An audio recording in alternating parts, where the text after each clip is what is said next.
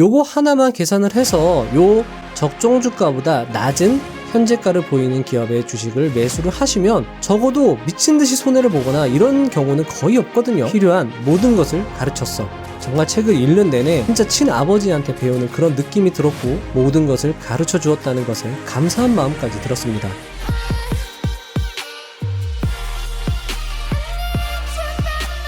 제가 투자책을 수십 권 읽고 리뷰를 해왔지만 이 책만큼 주식 초보에게 위대한 책은 없었습니다. 저는 1시간이 안 되는 이 영상 하나로 여러분들을 주식 투자 고수로 만들어 드릴 예정입니다. 여러분들이 누구라도 상관없이 여러분들은 일반 투자자와 격이 다른 주식 고수가 될 것입니다. 무슨 자신감으로 그렇게 이야기하는지 궁금하실 텐데요. 사실 제가 대박책 하나를 발굴했거든요. 그 책은 바로 여러분들만 알고 계세요? 바로 이 책입니다. 아빠와 딸의 주식 투자 레슨입니다. 정말 기대 하나도 안 하고 본 책인데 진짜 이 책은 대박입니다. 주식 투자 제야고수 김철광님께서 난생 처음 이 책의 번역 출판을 재촉했다고 하셨는데요. 읽어보시면 진짜 왜 이 책이 대단한지 알게 될 것입니다. 이 책은 워렌 버핏과 찰리 먼거의 투자 원칙 4가지를 기초로 기업을 알고 이해한다는 게 뭔지, 누구나 쉽게 경제적 해자를 파악하는 방법이 뭔지, 경영진의 능력은 어떻게 파악하는지, 기업의 적정 주가는 어떻게 계산되는지, 언제 매수하고 언제 매도해야 하는지를 주식을 처음 접한 사람이라도 누구나 납득 가능하고 이해하기 쉽도록 자세히 설명하고 있습니다. 심지어 저는 이 책의 내용이 너무 좋아서 이 책의 핵심인 기업의 미래 성장률과 적정 주가를 계산하는 엑셀 파일 3개를 만들었고요. 설명과 함께 여러분들께 제공드릴 예정입니다. 특히 이 책에 포함되어 있는 체크리스트는 개인 투자자로서 해야 하는 모든 것을 포함하여 제공하고 있으며 단 몇 페이지의 체크리스트만 보더라도 이 책을 사볼 가치는 충분하다고 생각합니다. 그리고 제가 만든 엑셀 파일 3개를 무료로 다운로드 받는 것만으로도 이 영상을 볼 가치는 충분하다고 생각합니다. 미국 유명 강연회 테드에서 연설 중인 이 사람의 이름은 데니얼 타운입니다. 우리는 열정적으로 강연하는 이 사람에게 주목할 필요가 있습니다. 왜냐하면 이 사람은 정말 투자의 투자도 몰랐던 슈퍼자였지만 투자 전문가로 거듭나는 기적을 보여줬기 때문입니다. 그것도 단 1년 만에 말이죠. 그녀가 1년 만에 투자 고수의 반열에 든 것은 그녀의 아버지 필 타운의 역할이 컸습니다. 필 타운은 헤지펀드계의 거장이자 가치 투자로 크게 성공한 인물입니다. 경제적으로 자유로운 삶을 누리고 있던 필 타운은 어느 날 딸에게 전화를 한 통 받습니다. 딸 데니얼은 과도한 업무 스트레스로 인한 건강 악화, 주 80시간 이상 근무, 빠듯한 생활로 완전히 지쳐 있었습니다. 그리고 그녀는 아버지에게 전화를 통해 이렇게 말합니다. 도저히 이렇게는 못 살겠어요. 돈에 대한 걱정 없이 원하는 일을 하고 싶어요. 자유를 보장해주는 돈이 필요해요. 그러자 부자 아빠 필타운은 이렇게 대답합니다. 이제 투자를 시작할 때가 되었구나. 그러면 돈을 벌 수 있고 원하는 삶을 살 수도 있단다. 지금 너에겐 선택의 여지가 없는 것 같구나. 그렇게 투자를 하라고 할 땐 안 하더니 이제야 정신 차린 딸을 위해 투자 거장 필타운은 1년 동안 헌신적으로 자신의 모든 것을 딸에게 전수합니다. 그리고 딸 데니얼은 그 모든 과정을 기록하여 이 책에 그대로 옮겨 담아냅니다. 넌 이제 모든 준비가 되었단다. 아빠 필은 1년간의 투자 레슨을 마치고 그녀에게 본격적으로 투자할 것을 권합니다. 그리고 딸 데니얼은 목표치를 크게 뛰어넘는 투자 수익률 41%라는 놀라운 실적을 거두게 됩니다. 그 후 그녀의 삶은 완전히 달라졌습니다. 힘들던 회사를 그만두고 경제적으로 완전한 자유를 누리며 건강하고 행복한 삶을 살게 되었습니다. 딸 데니얼은 투자자로 성공한 후 이렇게 이야기합니다. 저는 성공한 투자자를 아버지로 두었지만 줄곧 투자는 나와 전혀 상관없는 일이라고 생각했습니다. 그런 제게 아버지는 가치 투자를 쉽게 가르쳐 주었고 투자는 제 삶의 가장 유용한 보호책이 되었습니다. 이 사실에 저만큼 놀란 사람도 없을 거예요. 직접 투자함으로써 경제적 자유를 찾으세요.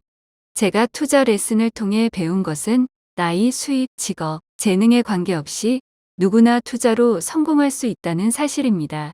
기억하세요. 투자는 단순한 기술이 아니라 자신의 삶을 완성하는 여정의 필수 조건입니다. 투자란 자신의 삶을 완성하는 여정의 필수 조건이라는 말에 100% 공감합니다. 정말 좋은 말인 것 같아요. 사실 투자라는 것이 돈을 버는 것보다도 성취감을 맛보는 것에서 오는 어떤 그런 만족감이 훨씬 더 크거든요. 여러분들, 투자 고수가 되실 준비 되셨나요? 그럼 영상 시작하겠습니다.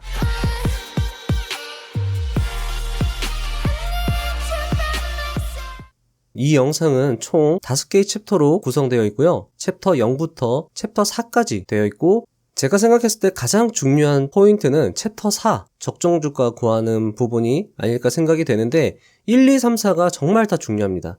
1이 기업의 이해, 2가 경제적 해자, 3, 경영진 이렇게 되어 있는데 1, 2, 3이 정말 그냥 평범한 책에서 나오는 그런 설명이 아니라 정말 이 아버지, 투자 고수의 아버지 입장에서 딸이 정말로 이해하기 쉽게 설명을 해놓은 것들을 압축해서 제가 영상에 담아놨으니까 여러분들 꼭 그것을 참고해 주시면 좋을 것 같습니다. 일단 챕터 0 준비 단계 따라 투자 공부해야 한다 부터 시작해 보도록 하겠습니다. 1. 나의 딸은 투자를 배우고 싶어 하지 않았다. 딸 데니얼이 초등학교 4학년 즈음일 때부터 투자를 가르치려고 시도했다.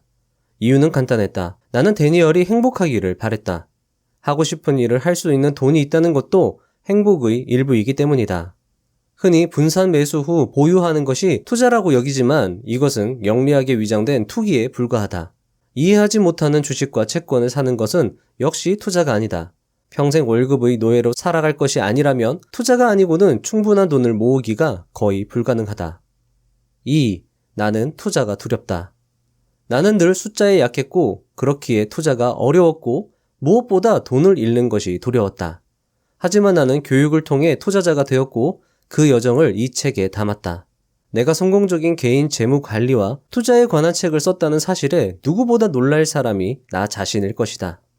내가 할 수 있다면 정말로 누구든 할 수 있다. 3. 돈을 잃지 않는 천재적 계획. 나는 버핏의 투자 제1원칙인 돈을 잃지 않는 것에 전적으로 동의했다. 그래서 나는 제1원칙을 글자 그대로 준수하기 위해 돈을 매트리스 아래 묻어두기로 결심했다. 그리고 아버지에게 당당하게 나의 천재적 계획을 말했다. 아버지는 어이없는 표정으로 인플레이션 때문에 단순히 저축만 하는 것은 실제로 돈을 잃는 것이라고 설명을 했고 나는 짜증이 났다. 그리고 그걸 왜 지금 이야기해 주느냐고 나는 아버지를 다그쳤다. 그러자 아버지는 크게 웃으며 대답했다. 말했어. 줄곧 말해줬잖아. 이 대답도 벌써 14번째란다. 4. 아버지의 성공 비결. 개인 투자자들 대부분이 주식 투자로 돈을 잃는다. 나도 투자한 돈 전부를 잃을 것이 분명했다. 나는 아버지와 달랐다. 세상이 조여오는 느낌이 들었고 투자를 잘할 수 있다는 자신감이 생기지 않았다. 아버지는 잠시 생각하더니 이렇게 말했다. 나도 처음부터 잘했던 건 아니야. 배우는 과정이 필요했어. 오히려 파산하면서 용감해질 수도 있지. 지금 내가 가진 자신감은 기업의 실제 가치를 분명히 안다는 것에 근거해. 무슨 일이 일어날지는 누구도 예측할 수 없기 때문에 정말로 싸게 살 수 있는 기회가 아니라면 매수하지 않지. 누구나 예측이 틀릴 때가 있거든. 싸게 사는 게 바로 내 보호장치야. 그러니까 싸게 사는 것이 이 자신감의 근거라는 거죠. 그래서 제가 이 영상의 가장 핵심을 맨 마지막 적정주가 구하는 것에 두었습니다. 싸게 사는 것은 정말 중요하거든요. 어떻게 보면 기업 분석보다도 중요한 게 이 싸게 사는 거라고 생각이 들 정도입니다. 오죽했으면 존 템플턴 같은 가치 투자자도 기업 분석하는 거 별로 필요 없다. 싸게 사면 장땡이다. 이렇게 말하기도 했으니까요. 어느 정도 알고는 있었지만 실제로는 한 번도 깊이 생각해 본 적 없는 개념을 곰곰이 생각한다는 것은 콧구멍 속 큰 덩어리를 맞닥뜨리는 것과 같다. 나는 아버지가 말하는 그 비결에 대해 좀 더 알고 싶었다. 그러니까 이 책이 진짜 좋은 게 뭐냐면 사실 싸게 사야 된다, 기업을 이해해야 한다, 경제적 해자다 이런 것들이 누구나 알고 있는데 사실 그것에 대한 그 심오한 의미까지는 알고 이해하는 사람이 많이 드물거든요. 책을 읽어도 그걸 알 수는 없는데 이 책은 그런 그 심오한 내용 그리고 그것을 이해할 수 있도록 설명, 정말 이 아버지가 딸에게 이걸 이해시키려고 정말 노력한 흔적들이 보이는 책입니다. 그래서 이 책이 정말 귀하다고 제가 말씀을 드리는 거거든요. 정말 이 사랑의 힘으로 쓰여진 책입니다. 자, 계속하겠습니다. 5. 지금 가진 돈이 얼마지? 그다지라고 말하고 싶었지만 나는 아버지를 놀려주고 싶었다. 나는 농담조로 집을 팔고 빚을 청산하면 4만 달러, 하나로 약 한 4천만 원에서 5천만 원 되겠죠? 정도 남는다고 아버지에게 말했다. 그러자 아버지는 정말로 인생을 바꾸고 싶다면 그런 결단이 필요하다며 집은 그 다음에 사도 충분하다고 말했다. 무려 집을 판다는 이야기를 하는데도 아버지는 무심했고 나는 살짝 어이가 없었다. 그만큼 아버지는 투자를 통해 큰 돈을 벌 수 있다는 확신이 있었다. 그리고 딸인 나에게 거짓말을 할 것 같진 않았다. 사실 그렇습니다. 저도 아버지가 만약에 정말 투자의 거장이라면 저에게 그렇게 이야기하셨을지도 모르겠어요. 너 당장 집 팔아라. 집 팔고 투자해. 내가 알려줄게. 그러면 제가 그러겠죠. 아, 말도 안 되는 소리 하지 마세요, 아버지. 투자가 그렇게 쉬워요? 그러면 이제 아버지가 그러겠죠. 내가 다 알려줄 테니까 나만 믿고 좀 따라와 봐. 이런 책입니다. 6. 따라만 해도 연평균 20% 수익을 낼 수 있단다. 아버지는 워렌 버핏의 30년간 매매 내역을 그대로 베끼기만 해도 매년 20% 이상의 수익률을 거둘 수 있다는 연구 결과가 있다는 것을 알려주었다. 그러면서 훌륭한 투자자들이 하는 방법을 내게 알려줄 것이고 그렇게만 한다면 충분히 경제적 자유를 누릴 수 있다고 확언했다. 그런 말도 안 되는 수익률을 거두려면 정확히 뭘 해야 하는 거지? 라는 의문이 생기면서 주식시장에 내 돈을 투자하는 것 말고는 빠져나갈 다른 방법이 보이지 않았다. 하지만 그럼에도 나는 돈을 잃고 싶지 않았다. 자, 여러분들 여기 계속 보시면 딸 데니얼이 정말 이 투자에 대해서 두려움이 말도 안 되게 높은 것을 알 수 있습니다. 하지만 이 딸이 능력이 나빠서 그런 게 아니거든요. 사실 이 딸도 명문대를 나오고 변호사까지 하는 정말 엘리트입니다. 엄친딸이에요, 엄친딸. 그런데도 이 딸은 알았던 거예요. 투자를 해서는 돈을 벌기가 쉽지 않다는 걸 안 거죠. 본능적으로 안 거죠. 하지만 아버지는 그게 아니라는 겁니다. 오히려 그런 극도의 뛰어난 능력이 투자를 하지 못하게 한다는 것을 이 아빠는 알았던 거예요. 그래서 그것을 계속 계몽해주는 그 과정이 이 책 앞쪽 부분에 많이 나옵니다. 그러면서 그 아버지가 딸한테 이렇게 이야기를 해요. 사실 돈을 잃고 싶지 않다는 그런 두려움이 투자자에게는 필요한 감정이다. 하지만 그런 두려움에 너무 매몰돼서 투자를 하지 않는다면, 지속하지 못한다면 평생 부자로 살 수는 없다. 그렇게 이야기를 하면서 아버지는 이렇게 절규합니다. 7. 아버지의 절규. 얘야, 한 걸음 물러서서 지금 당장 너를 압박하는 문제에 집중해보자. 더 나은 삶을 준비할 기회가 왔는데 그 결과가 실패일까봐 잔뜩 걱정하고 있지. 하지만 더 나은 삶을 준비할 기회를 가졌다는 사실을 놓치고 있는 거야. 현재 상황에 안주하는 것은 모험을 감행하는 것보다 나쁜 선택이야. 너는 투자를 배우지 않더라도 자연히 누릴 수 있는 몇 년의 은퇴 기간을 잃을까봐 걱정하고 있어. 두려움에 너무 깊이 매몰돼서는 안 돼. 어떤 방법을 선택해도 두렵기는 마찬가지야. 대부분 사람들과는 달리 억지로 일에 매달릴 필요는 없다는 사실만도 감사할 일이지. 사실 저는 아버지 필의 이야기 중 어떤 방법을 선택해도 두렵기는 마찬가지야 라는 말에 상당히 공감을 했습니다.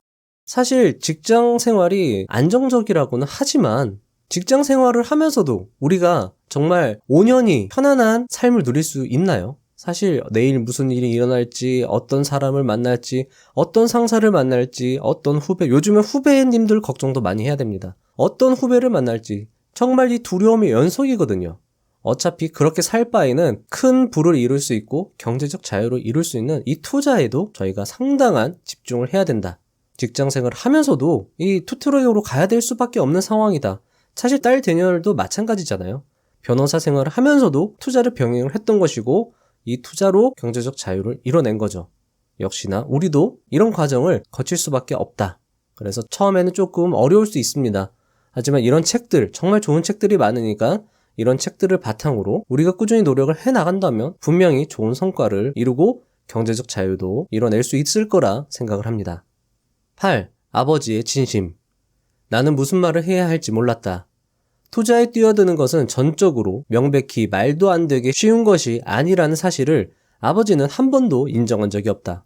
아버지는 계속 투자 너무 쉬운 건데 왜 안 하냐 계속 이렇게 말을 했던 거죠. 하지만 아버지가 장기적이고 헌신적인 방법으로 나를 정말로 돕고 싶어 한다는 것은 알 수 있었다. 아버지는 말을 이어나갔다. 투자는 내가 가르쳐줄 수 있는 가장 유용한 보호책이야. 무엇 때문에 주저하는 거니? 다시 두려움이 거세게 밀려왔고 나는 아버지에게 강하게 반발했다. 수많은 투자자들이 돈을 잃고 복잡계인 주식시장에서 살아남는 것은 거의 불가능해 보였다. 알아야 할 것들이 너무 많았고 아버지가 어떻게 저런 자신감을 가질 수 있었는지 알 수 없었다. 하지만 아버지는 확고했다. 내가 가르쳐 줄 거니까 너도 다 알게 될 것이라고 말했다. 9. 수련을 시작하기 앞서. 자, 이제 본격적으로 수련, 챕터 1이 시작이 됩니다. 시작에 앞서 아버지 필은 이렇게 말합니다. 먼거는 BBC 방송과의 인터뷰에서 자신들의 투자 전략을 4가지 기본 원칙으로 간단히 제시했어. 투자와 관련해 내가 하는 모든 일, 그리고 먼거와 버핏이 하는 모든 일의 근거가 이 4가지 원칙이야. 투자 수련은 찰리 먼거의 투자 원칙 4가지에 근거하고 있습니다. 이 4가지가 이 4단계로 나뉘어지는 건데요. 1단계는 기업 이해하기, 2단계 경제적 해자 파악, 3단계 CEO 분석, 4단계 적정 주가와 안전마진 계산입니다.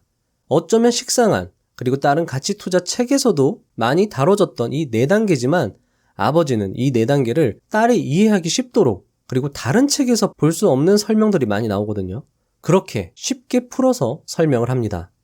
그 과정의 설명과 딸의 이해가 이 책의 가장 큰 장점입니다. 그리고 책 중간중간에 기업 분석 체크리스트를 제공을 하는데 이건 정말 이 개인 투자자가 해야 할 모든 것들을 다 나열하고 있습니다. 이거 정말 광고나 협찬 전혀 없고요. 진심으로 추천드리는 책입니다. 기업 분석 4단계의 큰 그림을 머릿속에 넣으시고 영상을 시청하시면 도움이 될 것이고요. 그리고 영상을 한번 보시고 책을 읽으시면 그 수련의 과정이 좀 더 쉽게 다가올 것이라 생각됩니다. 본격적으로 시작해 보겠습니다. 챕터 1. 수련 1단계. 기업 이해하기. 10. 가치 투자는 큰 돈을 벌 수 있는 쉬우면서도 강력한 투자 방법. 가치 투자는 어려운 것이 아니란다. 자신이 좋아하는 기업이 원래 가치보다 할인되어 거래되기를 기다리고 매수한다. 자, 여러분들 제가 중요한 포인트에다가 이렇게 별표를 해놨거든요. 이런 부분에 여러분들이 집중해서 읽어주시면 좋을 것 같아요. 여기서도 중요한 포인트가 나왔죠. 좋아하는 기업에 투자하는 게 여러분들 좋습니다. 여러분들이 남들이 이야기하는 기업, 그런 것들을 참고할 수 있어요. 유튜브에서도 종목 추천을 해주잖아요. 근데 내가 마음이 가고 내가 어떤 그 기업에 대한 의견이 있고 없고 그런 것들을 좀 고려해서 투자를 하시는 게 좋을 것 같고요. 이걸 많이 놓치시는 것 같아요. 솔직히 말하면 반도체 산업을 좋아하는 사람들이 많이 있을까요? 그럼에도 불구하고 삼성전자가 시가총액 1위죠. 그런 것들이 좀 매칭이 안 됩니다. 뭐 예를 들면 내가 옷을 좋아한다. 옷 입는 걸 좋아한다. 그럼 옷 만드는 회사에 투자를 해야 되는 게 맞고요. 내가 어떤 컴퓨터 부품을 좋아한다. 그러면 컴퓨터 부품을 유통하는 업체. 그럴 경우에는 아마 반도체, 뭐 CPU를 만드는 회사. 그런 기업에 투자하는 것도 좋겠죠. 뭐 내가 운동을 좋아한다. 그러면 그런 운동을 영위하는 그런 레저 산업을 영위하는 기업에 투자하는 것이 좋고. 그리고 또 중요한 게 뭐죠? 원래 가치보다 할인되어 거래되기를 기다리고 매수한다. 이건 역시나 적정주가 계산이죠. 적정주가를 계산해서 낮은 가격, 적정주가보다 현재가가 낮으면 그때 매수를 하고 그냥 기다리면 끝이라는 겁니다. 가치 투자가 그거지 어려운 게 아니라는 거죠.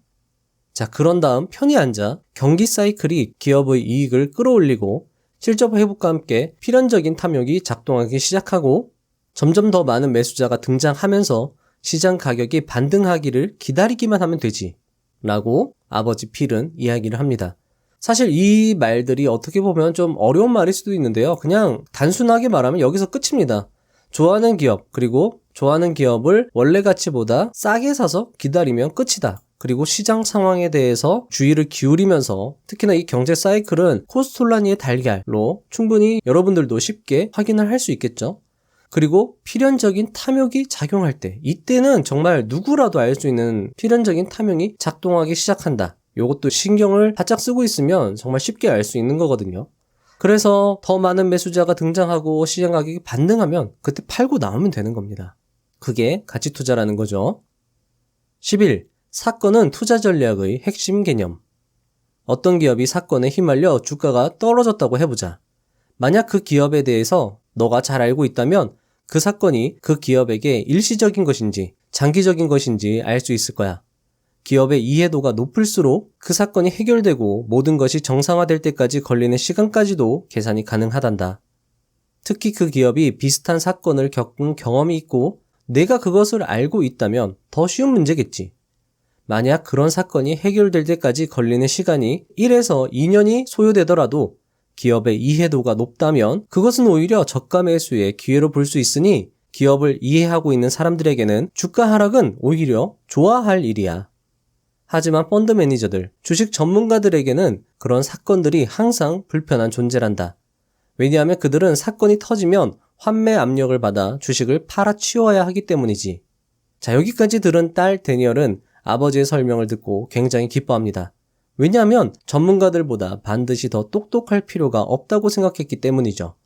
자, 펀드 매니저들이나 주식 전문가들이 똑똑합니다. 저희들보다 더 똑똑해요. 하지만 그들은 똑똑하지 않게 행동할 수밖에 없습니다.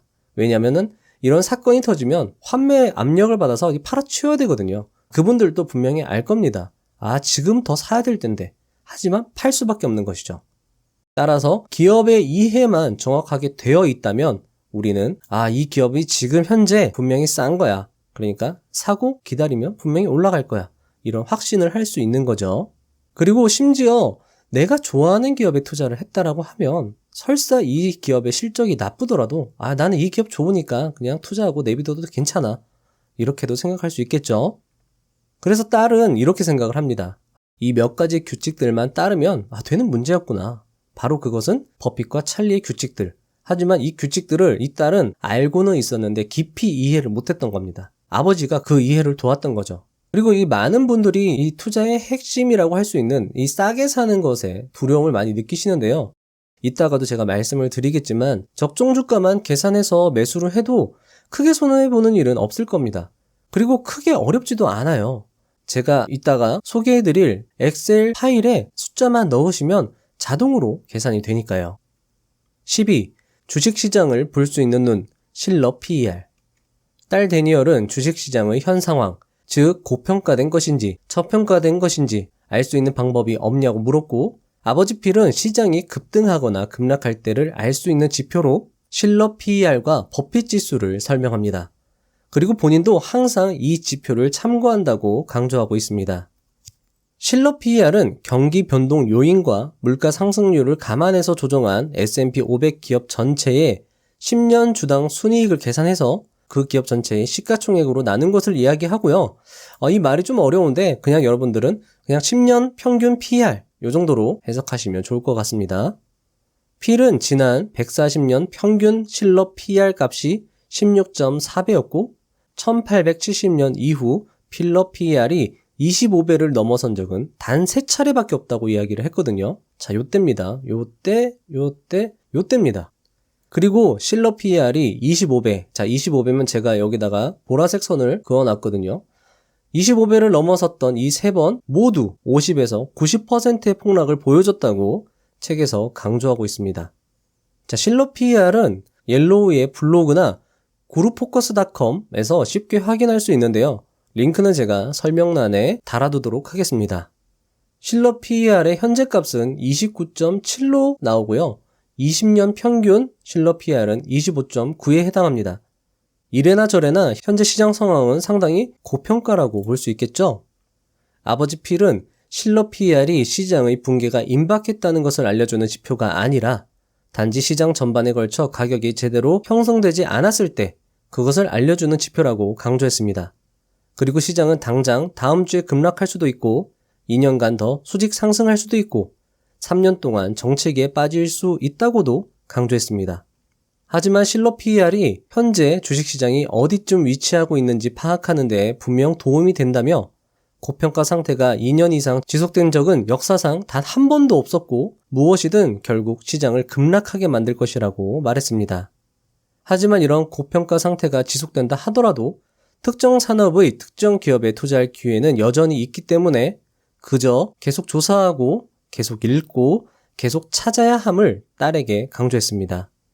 그러면 산업이나 시장 전체에 미치는 사건이 발생했을 때 준비된 상태로 대응을 할 수 있고 본인이 말하는 이런 전략들을 믿어보라고 딸에게 조언합니다.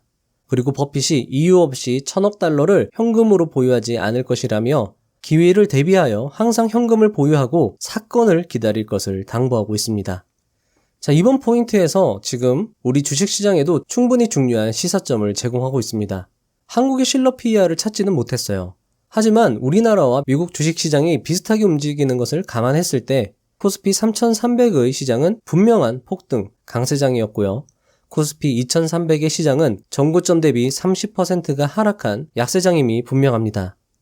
30% 하락을 사실 폭락이라고 보긴 어렵습니다. 30% 하락 정도면 그냥 일상적으로 있는 하락으로 볼 수 있거든요. 따라서 추가적인 하락을 예상할 수 있겠지만 지금 우리나라의 주식시장이 30% 박인 세일 중이라는 건 역시 명백한 사실이겠죠. 따라서 우리는 좋은 기업의 주식을 꾸준히 매수함과 동시에 현금 보유 역시 유지해야 함을 알 수 있습니다. 결국 주식과 현금의 비중을 꾸준히 유지하는 이 리밸런싱 전략이 중요한 것이죠. 책에는 버핏 지수 역시 자세히 설명되고 있는데 제가 내용이 너무 길어질 것 같아서 이 버핏 지수는 책을 통해서 여러분들이 공부하시면 좋을 것 같습니다. 13. 과연 내가 상장 회사를 진정으로 깊이 이해할 수 있을까? 찰리가 현재를 이해한다고 말하지 않았다는 점에 주목하렴. 찰리는 현재가 아닌 미래 시제를 사용했어. 현재. 그러니까 시작할 때부터 이해하고 있어야 하는 것이 아니라 스스로 이해 가능하다고 여길 수 있으면 된다는 거야. 자, 여러분들 여기서 또 중요한 얘기가 나왔는데요. 삼성전자를 예를 들면 이렇게 되겠죠. 나는 삼성전자가 현재 어떻게 될 것이고 향후 5년에는 이렇게 될 거고 삼성전자의 핵심 기술은 뭐 이런 것들이야. 요 정도 설명이 가능해야 투자를 시작을 하는 거지. 그런 설명조차 할 수 없는데도 투자를 한다라고 하면 그건 어떻게 보면 투자가 아니라 투기라는 거죠. 계속하겠습니다. 그렇다. 큰 차이가 있었다. 공부하면 해당 기업을 이해하는 것이 가능하다고 예측할 수 있으면 되는 것이다. 처음부터 이해하고 있어야 한다는 뜻이 아니다. 그리고 이해하면 되는 것이지 그 기업의 모든 것을 알아야 하는 것은 아니다. 이처럼 상반되는 듯이 보이는 두 개념도 동시에 진실일 수 있다. 투자자로서 우리는 이 두 가지 진실 사이에 형성된 긴장 속에서 살아간다. 우리는 두 진실 사이에 서 있다가 예측 불가능한 사건에 기업이 어떻게 반응하고 어떤 행동에 나설지 이해가 가능해지는 스위트 스폿, 즉 최적 시점에 이르면 투자에 나선다. 자, 여러분들 여기도 정말 주옥 같은 표현들이 많이 나왔거든요. 특히 이 두 개념이 동시에 진실일 수 있고 이 두 가지 진실 사이에 형성된 긴장 속에 있다가 어떤 사건이 발생하고 기업이 어떻게 반응하고 어떻게 행동할지 우리가 그것이 이해가 가능해지면 그때야말로 투자의 최적 시점이고 그때에 이르러서야 투자에 나선다. 자, 그러면 그 최적의 시점이라는 건 어떤 것일까요? 당연히 가격이 싸지고 어떤 기업 가치보다 가격이 싸지고 그 사건이 일시적인지 장기적인 것인지 그것이 이해가 가능하다면 그때 투자를 하면 된다. 이런 이야기겠죠. 자, 그리고 기업을 안다는 것, 그것은 무엇이냐? 이해 가능성만 있으면 되는 것이지 그걸 당장에 모두 다 이해하라는 것은 아니다. 그리고 이해가 가능하다는 것과 모두 알 수 없다라는 이 두 가지 진실을 모두 인정하고 있다가 어떤 특정 사건이 발생했을 때 그 사건을 이해할 수 있는 그 지점에 이르르면 투자를 하면 되는 것이다. 그리고 그것이 바로 기업을 깊이 이해하는 올바른 투자이다 라고 이야기를 해주는 거죠. 자, 이렇게 정리를 하고 나니까 다시 한번 제가 말씀을 드리면서도 정말 훌륭한 설명이라고 생각을 합니다. 정말 이 책만큼 기업 이해라는 개념을 잘 설명한 책은 저는 없었던 것 같고요. 이건 진짜 자식에게만 들려줄 수 있는 설명이라고 생각을 합니다. 이런 책이 절판이 되면 지금 현재가가 18,000원인데 5만원, 10만원에 거래가 될 수도 있으니까 미리미리 이런 책들은 사두시고 보유하면서 계속 읽어보시는 것을 강력히 추천드립니다. 14. 너의 두려움을 이용하렴. 투자 경험이 아무리 풍부하더라도 그들이 검토하는 기업 가운데 90% 이상은 이해하기 어렵거나 이해가 전적으로 불가능하다고 아버지는 말했다. 90%라면 이해하고 있는 기업이 거의 없다는 말이었고 반대로 말하면 자신이 이해할 수 있거나 알기 쉬운 기업과 산업에 집중해야 함을 의미했다. 그러니까 아무리 투자 고수라도 관심 종목에 있는 기업들 중에 90%는 잘 모른다는 거예요. 10%에 집중을 한다는 거죠. 그리고 아버지는 항상 사건을 강조했다. 사건은 공포를 지렛대 삼아 놀라운 투자 성과를 올릴 수 있게 한다. 그리고 아버지는 우리의 수련은 사람이 공포에 질려 도망칠 때 오히려 투자에 나서는 용기와 인내를 기르는 데 초점을 맞춰야 한다고 강조했다. 나는 두려움을 모두 없애려고 부질없는 노력을 기울이는 대신 두려움의 도움을 받아 어리석은 투자를 피할 수 있다는 사실을 깨달았다. 내가 두렵다면 다른 투자자들도 마찬가지일 것이다. 이것은 시장에 관한 소중한 정보였다. 하지만 비합리적인 공포와 실제 위험을 경고하는 공포를 구분하는 것은 어려웠다. 아버지는 그런 공포를 구분하기 위해서 두려움의 범위를 시장 전반에서 개별 기업으로 좁힐 것을 당부했다. 15. 능력 범위. 두려움의 범위를 좁히고 개별 기업에 초점을 맞추려면 나의 능력 범위를 알아야 한다고 아버지는 강조했다. 아버지는 내게 어떤 식으로든 의견을 가지고 있는 기업이 있는지 물었고, 그런 의견을 가지고 있다면 그것은 꽤 잘 아는 산업이 있다는 좋은 단서라고 말했다. 그리고 아버지는 능력 범위를 구체화하는 방법을 전수해 주었다. 앞으로 설명드릴 건 정말 자식들에게만 알려줄 수 있는 그런 꿀팁이라고 할 수 있겠는데요. 계속 하도록 하겠습니다. 그것은 내가 열정을 가진 분야의 기업 또는 산업, 내가 주로 소비하는 분야의 기업 또는 산업, 내가 돈을 버는 분야의 기업 또는 산업, 이 세 가지 분야의 교차 부분에 해당하는 기업 또는 산업이 바로 나의 능력 범위 안에 있는 이해하기 쉬운 기업 또는 산업이라는 것이다. 자, 여러분들, 이렇게 설명해주는 책도 거의 없었습니다. 정말 이 책이 처음인 것 같고요. 그리고 아버지는 최종적으로 딱 한 개의 산업과 기업을 선택하여 그것에 집중할 것을 당부했다. 자, 여러분들도 지금 노트에 자신만의 이 세 가지 분야를 한번 적어보시고 공통되는 기업이나 산업이 분명히 나올 거거든요. 그리고 그 중에서 하나를 선택하시면 여러분들만의 훌륭한 동행기업이 선정되겠죠? 그리고 그 기업에 대해서 집중적으로 조사하고 공부하면서 투자한다면 분명 좋은 성과를 이룰 수 있을 것입니다. 그리고 박영욱 투자자님이 하신 말씀처럼 1에서 3년간 좀 장기적으로 6개월이나 3개월 이 정도가 아니라 1년, 3년 정도 꾸준히 공부하면서 투자를 하면 분명히 좋은 성과를 이룰 수 있다는 겁니다. 그런데 보통 투자자들이 투자를 할 때 어떻죠? 하루는커녕 한 30분도 고민하나요? 누가 얘기를 하면 바로 투자 결정을 1시간? 그 정도 안에 투자 결정을 하잖아요. 그러니까 대부분 실패를 하는 것일 수 있겠다라는 생각을 해봅니다. 투자를 하기 위해서는 이 책에 나와 있는 전반적인 어떤 그 흐름을, 그 과정, 투자 수령 과정을 한번 다 해보시고 그리고 투자에 나서시면 진짜 투자에서 실패할 확률은 극히 낮추고 투자 성공 확률은 극도로 높일 수 있는 거거든요. 그래서 딸 데니얼이 이 과정을 모두 거치고 41%의 수익률을 맛본 것이죠. 그리고 책에는 능력 범위를 결정하는 더 자세한 방법이 담겨 있으니까요. 꼭 책을 참고해 주시기 바랍니다. 챕터 2. 수련 2단계 경제적 해자의 이해 16. 고유하고 지속가능한 경쟁 우위. 찰리는 일단 기업을 이해할 수 있게 되면 그 다음으로 해당 기업이 고유한 경쟁 우위를 보유했는지 여부를 판단해야 한다고 강조했다. 아버지는 역사가 100년쯤 되는 기업은 거의 없다며 기업이 수명 주기의 어느 시점에 왔는지 파악해야 한다고 강조했다. 그리고 그 기업이 가능한 한 오래 살아남을 수 있도록 오래가고 지속 가능하며 고유한 경쟁 우위를 제공하는 것이 무엇인지 알아야 한다고 했다. 나는 기업의 실적과 해자의 차이가 궁금했다. 실적이 좋은 것이 해자가 있다고 보면 안 되는 것일까? 자, 정말 중요한 질문이죠. 가끔 그런 경우가 있어요. 실적이 한 5년 정도 지속이 되면 이 기업이 해자가 있는 것 아닌가 이렇게 생각할 수도 있는 거거든요. 자, 그것에 대해서 아버지가 어떻게 대답하는지 한번 보시겠습니다. 아버지는 완전히 전혀 다른 개념이라고 설명했다. 해자는 순수한 경쟁 우위와는 다르며 해자는 첫째, 해당 기업이 갖는 고유한 특성이고 둘째, 지속 가능해야 한다고 강조했다. 즉, 해자란 쉽게 사라지지 않는 경쟁 우위라는 것이다. 자, 이 해자도 이렇게 설명한 책이 거의 없었습니다. 정말 이렇게 어떤 구분을 하고 나니까 해자가 또 다르게 이렇게 다가오거든요. 해자는 여러분들 고유한 특성 그리고 지속 가능해야 된다. 이 두 가지가 핵심입니다. 여러분들 머릿속에 꼭 명심을 해두시고 어떤 기업이 이 기업의 고유한 특성이 뭐지? 그리고 이게 지속이 가능할까? 이걸 계속 스스로 되물어야 된다는 거죠. 그게 올바른 투자의 길이라는 것입니다. 자, 그러기 위해서는 이제 요게 사실 경제적 해자를 설명하는 일반적인 설명이에요. 브랜드, 높은 전환 비용, 네트워크 효과, 특허, 고유 기술력, 이런 것들이 이제 필요한 거죠. 해자가 있으려면 말이죠. 하지만 그것에 앞서 이 두 가지가 저는 훨씬 더 중요하다고 생각을 합니다. 그리고 책에서는 이 코카콜라와 애플을 예로 들면서 해자에 대한 부자와 필의 이야기를 자세히 서술하고 있습니다. 역시나 책을 통해서 참고하시면 도움이 되실 거라 생각이 됩니다.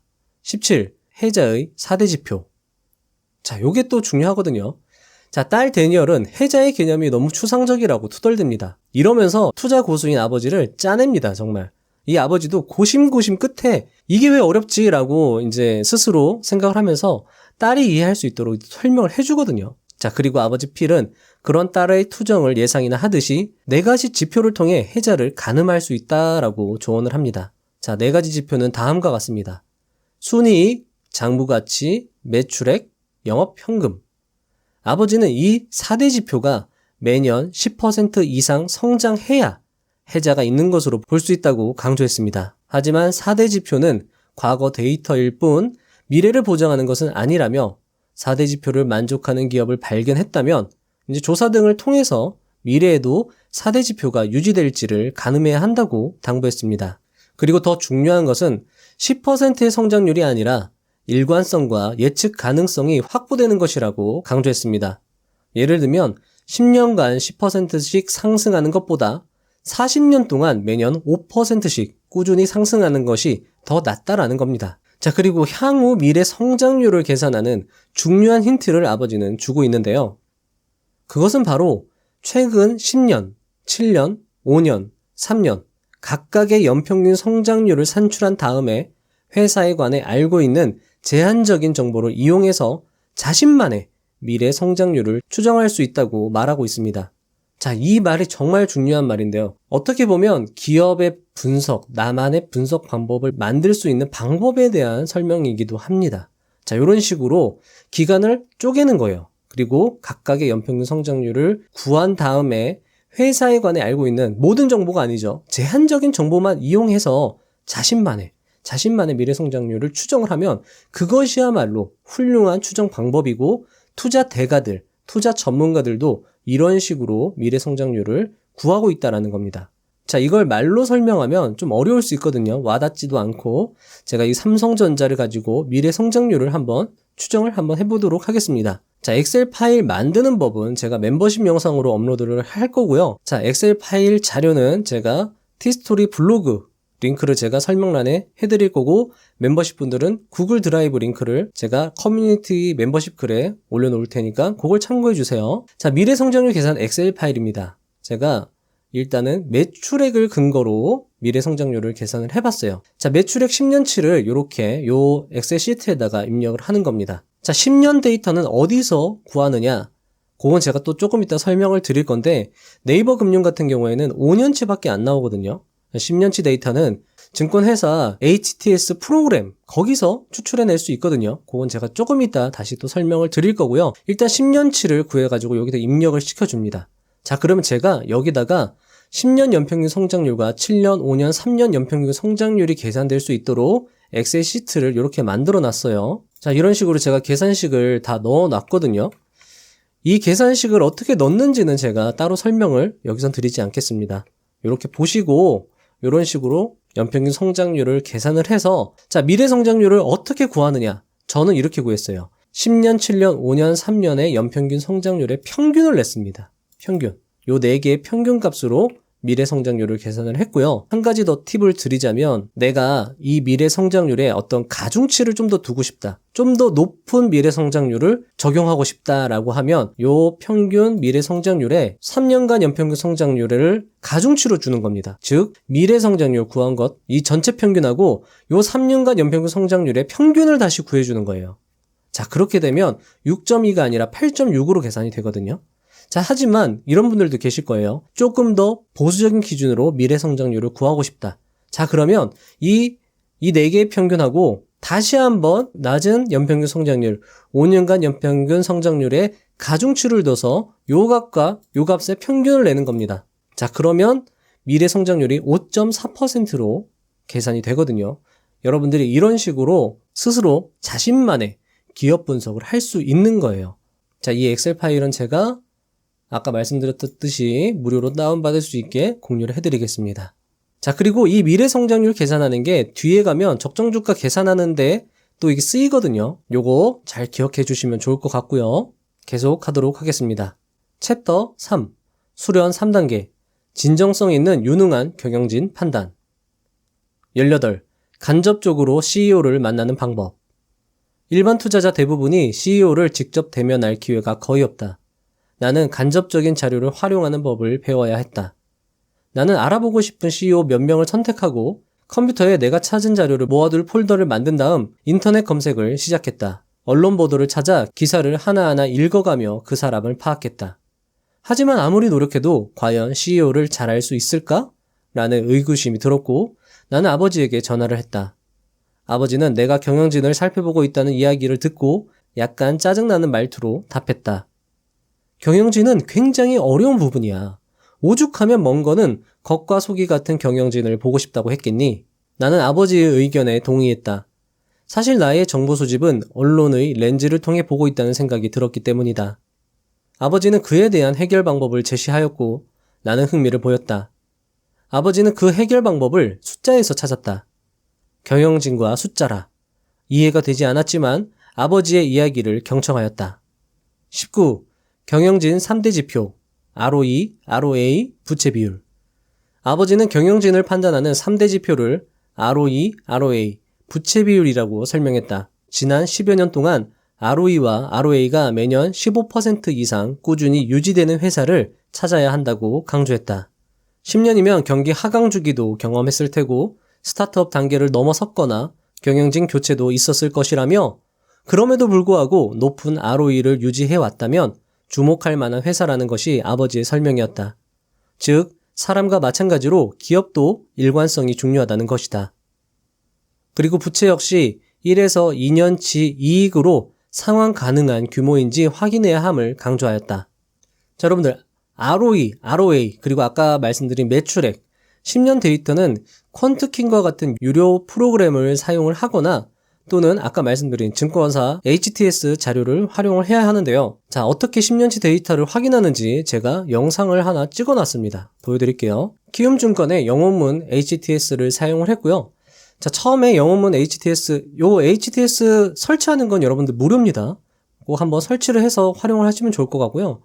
이 첫 번째 화면에서 여기에 0663이라고 치고 엔터를 치시면 자, 요런 화면이 나오거든요. 재무 추이. 자, 여기다가 여러분들이 확인하고 싶은 기업명을 입력을 해주십니다. 여기는 숫자로 나와 있는데 클릭하셔가지고 그냥 한글로 치셔도 검색이 돼요. 자, 제가 자, 이렇게 삼성전자 이렇게 치면 나오거든요. 그리고 여기서 요 톱니바퀴 클릭을 해주십니다. 그럼 요런 창이 나오는데 여기 창에서 우리들이 사용하고 싶은 값들을 클릭을 해주는 겁니다. 예를 들면 아까 매출액 10년치를 알고 싶으면 매출액, 여기 그리고 ROE, ROA, 그리고 아까 부채 같은 경우에는 이자 보상 배율, 제가 이따 설명을 드릴게요. 이자 보상 배율로 확인이 가능하거든요. 다 이렇게 체크를 해줍니다. 자, 이렇게 체크를 해주고요.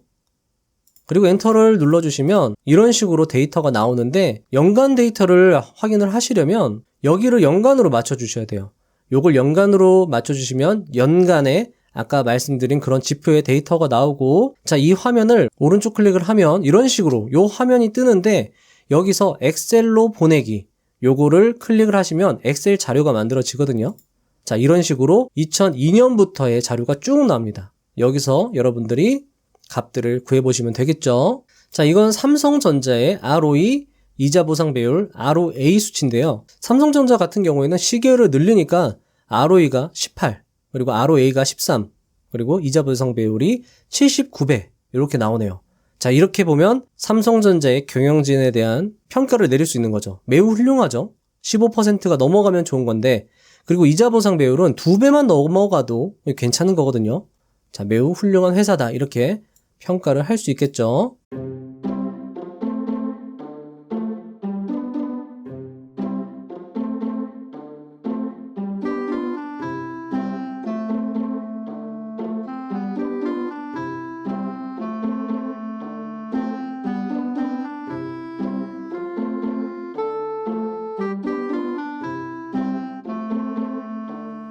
(20) 체크리스트.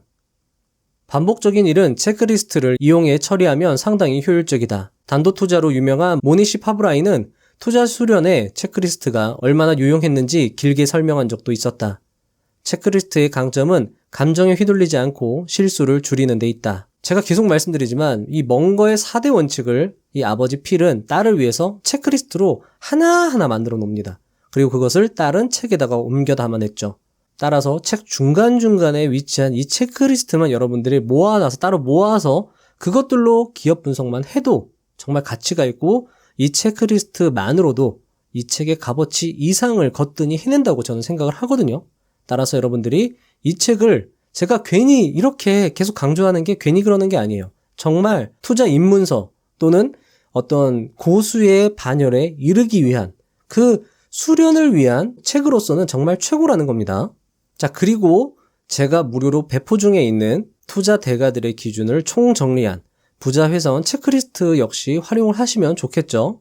부자회사원 체크리스트는 이런 식으로 이렇게 PER, 매출액, 영업이익, 영업이익 성장률, 순이익 성장률, EPS 성장률, PER 검토, 그러니까 고평가, 저평가, 렌치 지수, 재무 건전성, 배당, 현금 흐름, 기업 역량, 그리고 적정 주가 계산까지 모두 다 자동화로 계산이 되게끔 해놨고요. 여기다가 내용을 하나하나 설명을 해놨으니까 이게 어떤 걸 의미하는지 이렇게 또 공부를 할 수 있게 해놨습니다. 네이버 금융에 가서 한 3번 정도 복사 붙여넣기를 하면 이 체크리스트가 자동으로 완성이 되니까 한번 사용해 보시면 좋을 것 같고요. 한 투자대가 8명, 9명의 그 투자 기준들이 있는데 그 기준들을 제가 한 곳에 다 모아놓은 거니까요. 이것도 사용을 하시면 좋을 것으로 생각이 됩니다. 21. 충분히 아는 것에 대한 점검.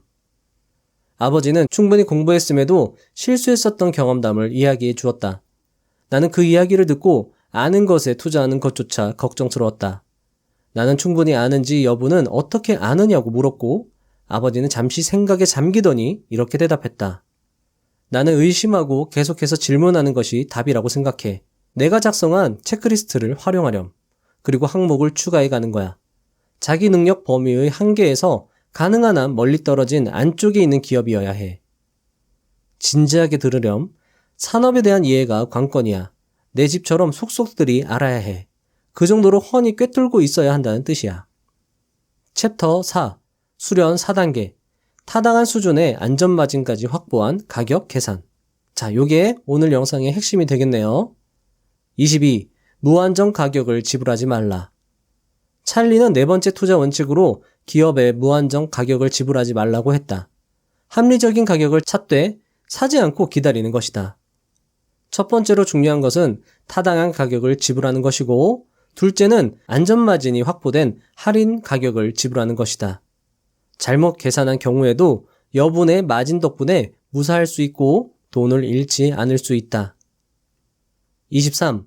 가치 산정 방법 첫 번째, 10캡. 10캡이란 어떤 종목에 투자했을 경우 10%의 연평균 수익률을 볼 수 있어야 한다는 의미입니다. 10캡에 해당하는 적정 주가를 구하는 방법은 다음과 같습니다. 주주 이익에다가 10을 곱한 다음에 발행 주식수로 나눠주면 10캡 적정 주가가 나오거든요. 자, 주주 이익은 단기 순이익에 유형자산 감가상각비 및 무형자산 상각비를 더해주고 매출채권 순증감, 매입 채무 순증감, 법인세, 유지자본 유출. 자, 이렇게 해서 주주 이익을 구할 수 있는데요. 이렇게 말씀드리면 아마 아무도 못할 겁니다. 그래서 제가 하나하나 뜯어서 제가 설명을 드릴 건데 삼성전자의 10캡 적정 주가를 한번 구해보겠습니다. 이건 역시 제가 엑셀 파일로 자동화 계산이 될 수 있도록 만들어 뒀으니까 그리고 공유를 해드릴 테니까요. 자, 일단 한번 보시죠. 자, 여기다가 여러분들이 제가 요 엑셀식을 만들어 놨으니까 여기만 입력을 하시고 발행 주식수만 입력을 하시고 현재 주가만 입력을 하시면 이게 다 자동으로 계산이 됩니다. 결론적으로 중요한 건 10캡 적정 주가가 되겠죠. 자, 여기서 제가 하나하나 설명을 드릴 거예요. 여기 엑셀 파일에다가 해놨는데 요거는 제가 멤버십용으로 제공을 드릴 거고요. 멤버십이 아닌 분들은 이렇게 제가 여기 블로그에 가시면 이런 식으로 제가 어떻게 하는지 설명을 써놨으니까 이걸 보시면 좋을 것 같습니다. 멤버십 분들은 이렇게 제가 엑셀 파일에다가 포함을 시켜놨으니까 이거 하실 때마다 어떻게 하는지 이렇게 늘려가지고 보시고 다시 줄여놓으시고 이런 식으로 하시면 편하시겠죠? 멤버십을 가입하시는 것보다 여러분들이 이 스스로 제가 알려드린 방법을 스스로 해보시고 엑셀 파일도 스스로 만들어 보시는 게 좋습니다. 하지만 제가 멤버십을 운영하는 건 멤버십 여러분들이 조금 더 시간을 아끼고 그 아낀 시간만큼을 조금 더 기업 분석에 투자하시라고 해서 제가 멤버십을 운영하는 거니까 필요하신 분들은 멤버십 가입해서 조금 더 업그레이드된 자료도 받아보시고 기업 분석하는 것도 들으시고 하면 도움이 될 거라 생각이 됩니다. 다트 공시에 들어가서 여기 다트 공시에 기업명 입력을 해주시고요. 공시 유형, 정기 공시 여기 체크를 해주시고 사업보고서 체크를 해주시면 삼성전자의 사업보고서가 나오고요. 요걸 클릭을 해주시면 요 왼쪽에 연결 재무제표로 들어가서요.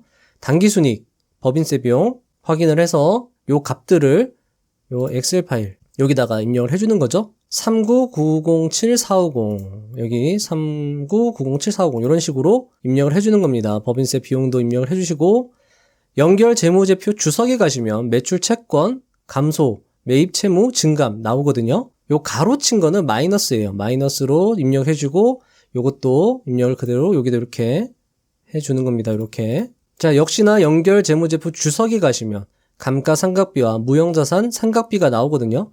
자, 여러분들 이 연결 재무제표 주석이 상당히 내용이 많습니다. 따라서 컨트롤 F를 하셔가지고 감가상각비, 무형자산 상각비 이런 것들을 검색해서 확인해가지고 입력을 하시면 편하겠죠? 자, 그리고 마지막 캐펙스 요걸 입력을 해주셔야 되는데 요거는 네이버 금융에 가시면 확인을 하실 수 있습니다.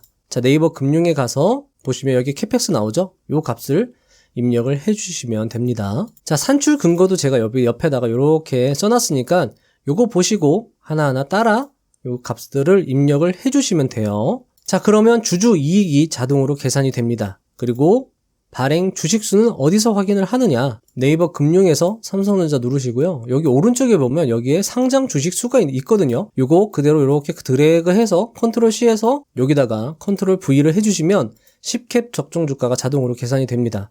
자, 현재 삼성전자의 10캡 적정 주가는 73,250원이고요.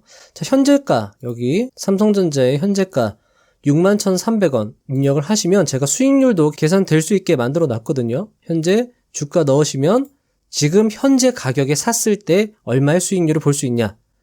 약 20%의 수익률을 볼 수 있다. 이런 식으로 여러분들이 판단하실 수 있게 엑셀 파일을 만들어 놨습니다. 여러분들 요거 하나만 계산을 해서 요 적정 주가보다 낮은 현재가를 보이는 기업의 주식을 매수를 하시면 적어도 막 미친 듯이 손해를 보거나 이런 경우는 거의 없거든요. 특히나 요즘 많이 저렴해진 주식시장의 상황에서는 이렇게 플러스 수익률을 보이는 기업들이 상당히 많을 거니까 이런 식으로 여러분들이 접근을 하시면 투자가 그렇게 어렵지만은 않을 겁니다. 요 엑셀 파일을 꼭 여러분들이 활용을 해 주셨으면 좋겠습니다.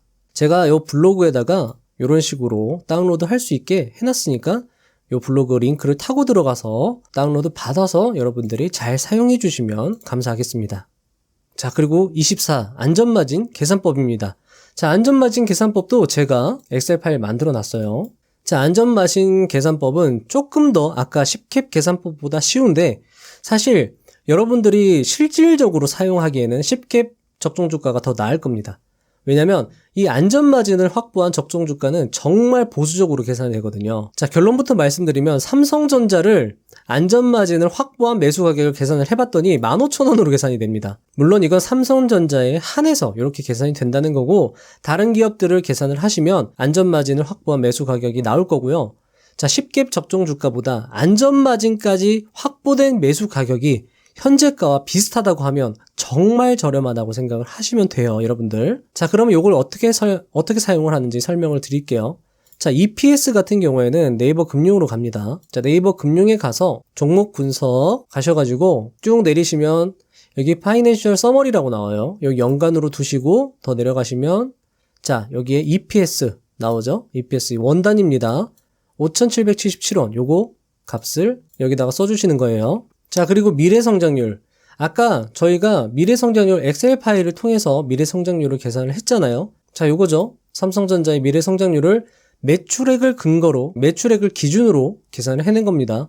미래성장률은 6.2로 저는 그냥 쓰겠습니다. 6.2. 근데 여기다 제가 그냥 조금 더 보수적으로 이런 식으로 여러분들이 접근을 하시면 돼요. 조금 더 보수적으로 6%로 때려 넣는 겁니다. 대충. 여러분들이 계산을 하실 때 정확히 해야지 적정주가가 정확해질 거라고 생각을 하시는데 그게 아닙니다. 대충 때려 넣는 게 오히려 더 정확할 수 있거든요. 그러니까 이렇게 그냥 대충 때려 넣으세요. 자, PER 예상치는 미래 성장률 곱하기 2 한 것 또는 역사적 고점 PER 값 중에서 요 두 가지 값 중에서 작은 값을 넣으시면 되는데, 자, 네이버 금융에 가셔가지고 아까 제가 말씀드린 이 화면이거든요. 여기 화면에 PER 바로 밑에 나옵니다. 자, 역사적으로 삼성전자의 PER 고점은 21이잖아요. 자, 그러면 21과 미래 성장률의 곱하기 2 한 12, 요 값 중에 작은 값 12를 여기다가 써 주십니다.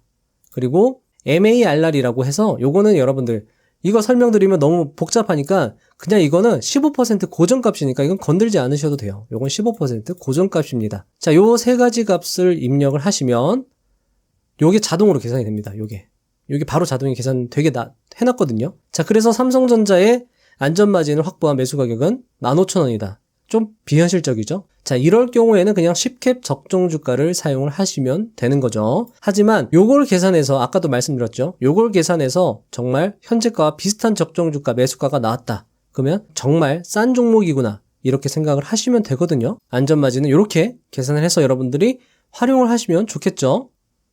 25. 모든 것을 가르쳤어. 모든 것을 가르친 후 아버지 필은 딸 데니얼에게 이렇게 말합니다. 지난 몇 달 동안 믿기 어려울 정도로 많은 것을 배웠구나. 이제 완전하고 자신 있게 인식하는 능력 단계에 이르기 위해 필요한 모든 것을 가르쳤어.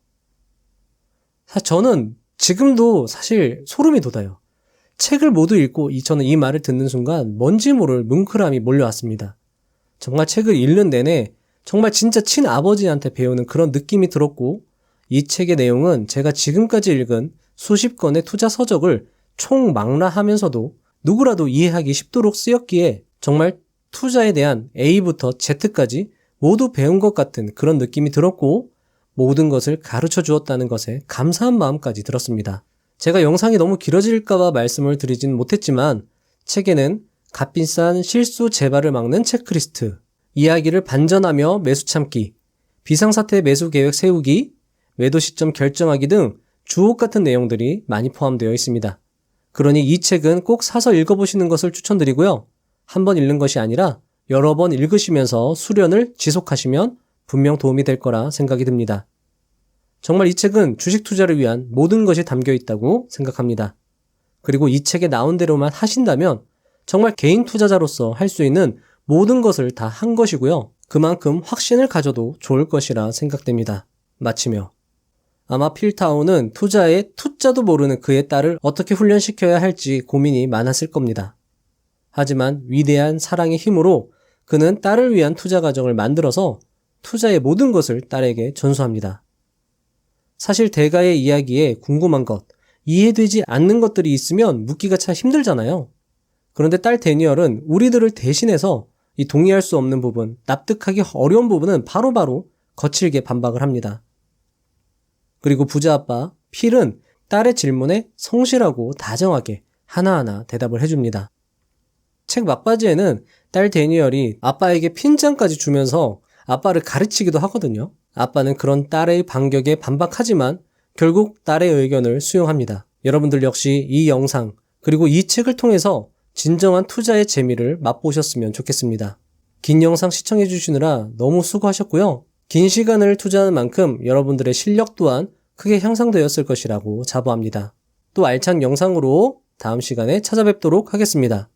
감사합니다. 부자가 되는 지름길로 저와 함께 달려가시죠.